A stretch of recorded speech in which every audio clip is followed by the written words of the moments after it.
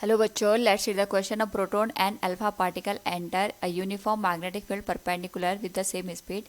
If proton takes 20 microcoulomb second to make 5 revolution, then the periodic time for the alpha particle would be, here we have given 4 options. Now to answer this question, first we will discuss here the key concept, and here the key concept will be time period of a particle moving in a magnetic field. तो जब भी हम किसी भी magnetic field में किसी moving charge particle को enter करवाते हैं, उस पर्टिकुलर केस में चार्ज पार्टिकल पे फोर्स लगता है, और अगर यहाँ पे चार्ज पार्टिकल की वेलोसिटी और मैग्नेटिक फील्ड परपेंडिकुलर हो, उस केस में हमारे पास जो पाथ बनता है वो एक सर्कुलर पाथ बनता है।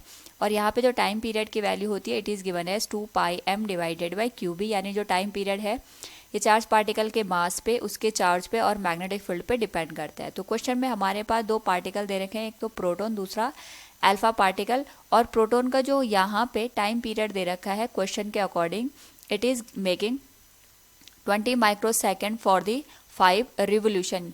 तो एक, अगर हम यहाँ पे रिवोल्यूशन की बात करते हैं तो एक रिवोल्यूशन के लिए इसका जो टाइम आएगा that will be given as TP equals 20 divided by 5 microsecond, तो ये आ जाएगा 4 माइक्रोसेकेंड के इक्वल। तो क्वेश्चन में अगर हम ऑब्जर्व करें तो हमारे पास प्रोटॉन और अल्फा पार्टिकल दे रखे हैं, दोनों के लिए मैग्नेटिक फील्ड सेम है और 2π की वैल्यू भी सेम आएगी, यानी हमारे पास जो टाइम पीरियड आएगा that will depends upon the mass of the particle and charge on the particle.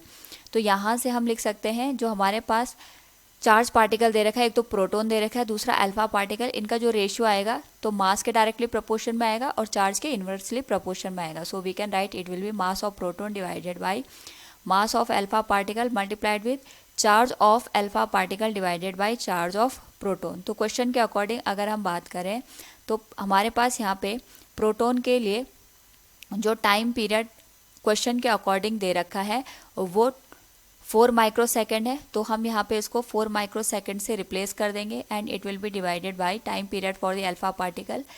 According to the question यहाँ पे हमारे पास जो अल्फा का मास है वो प्रोटॉन का 4 टाइम्स होता है और अल्फा का जो चार्ज होता है वो प्रोटॉन का 2 टाइम्स होता है। तो हम इसको लिख सकते हैं mp divided by alpha charge particle will be 4 times heavier than the mass of the proton, and इसका जो यहाँ पे चार्ज होगा ये प्रोटॉन के जस्ट डबल होता है। तो सिमिलर टर्म्स को हम यहाँ पे कैंसिल कर सकते हैं एंड इट विल बिकम 2 2 जा 4।